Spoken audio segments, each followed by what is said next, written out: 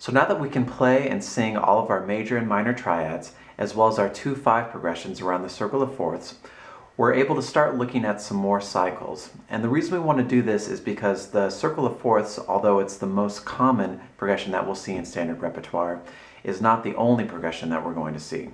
So we're going to look at things like the circle of fifths, up and down in minor thirds, up and down chromatically, and we're also going to look at some random progressions. All the sheet music for these lessons is available on my website at tjjazzpiano.com. And as always, I recommend that you check out the other exercises before continuing with this video. So the first cycle that we're going to look at today is the circle of fifths.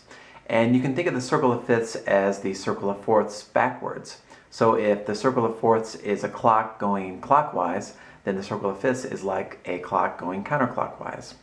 And we're going to be using our 2-5 progression as our example today, but you should also play the ascending and descending minor and major triads through all of these cycles. Alright, so the circle of fifths, let's start on C major, and our 2-5 in the key of C major is D minor, G7. So if we were to play our 2-5 descending from the root, we would get this.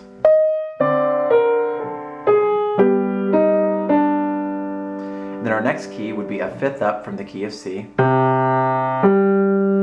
So our 2 in the key of G is A minor. Then we go to our 5, D7.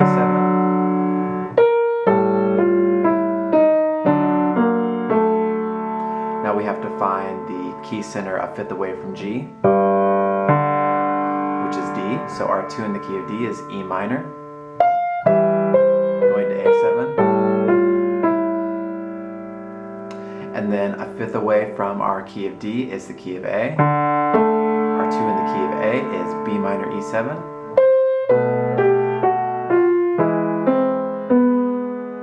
Here's what it would sound like a little faster.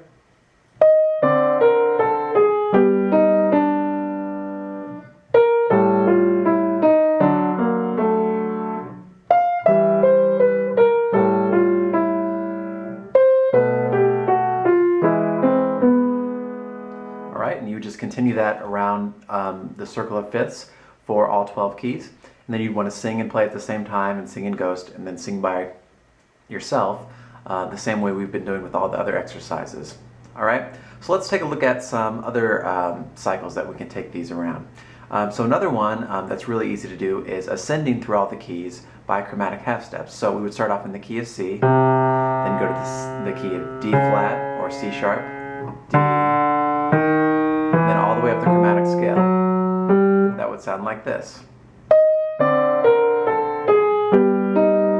Then we'd be in the key of D flat, so our 2-5 in the key of D flat is E flat, A flat. Now we're in the key of D. Key of E flat. Now we can also do the opposite of this, which would be to descend in half steps. So we'd start off in the key of C, then go down to B, B flat, A flat, G, and so on and so forth. So let's start off in the key of C. We've got our D minor going to G7. Key of B, we're going to get C sharp to F sharp 7. Key of B flat, C minor to F7. Key of A, B minor to E7. You'd continue that through all 12 keys and then do the singing exercises as well as the singing away from your instrument.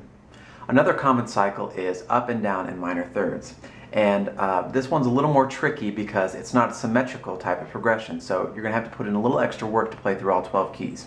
So let me show you what I mean. So if we start off in the key of C, we would then move to the key of E flat, move to the key of F sharp, move to the key of A, and then we'd go back to the key of C, right? So we'd only hit 4 key centers if we start in the key of C. So what do we need to do to hit the other key centers?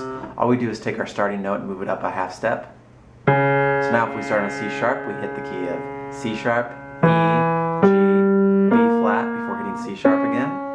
Then if we move that up a half step, we can start in the key of D, F, A flat, B, and then we've hit all 12 keys. So let me show you what this sounds like. So we're going to start off in the key of C. We've got D minor going to G7. flat, so we've got F minor, B flat 7. Now we're in the key of F sharp or G flat. And then finally we've got the key of A, so B minor, E7. And then we're back to the key of C. You can also do this progression in reverse, going backwards. So start in the key of C, then hit the key of A, F sharp, E flat. So the final thing that we can do to quiz ourselves on these 2 5s, as well as the ascending and descending minor and major triad chromatic embellishments, is to play them through random key centers. So one thing that you can do is write out all the key centers you're going to use on a piece of paper, ensuring that even though you're going randomly, you're still hitting all 12 keys. And then the second thing that you can do, which is easier to do, is just to sit at the piano and choose random keys and try to make them as random as possible while hitting all 12 keys as best you can. So let me just demonstrate that second step for you really quickly. All right, we're going to start off in the key of C because we've been doing that. A, D, E flat,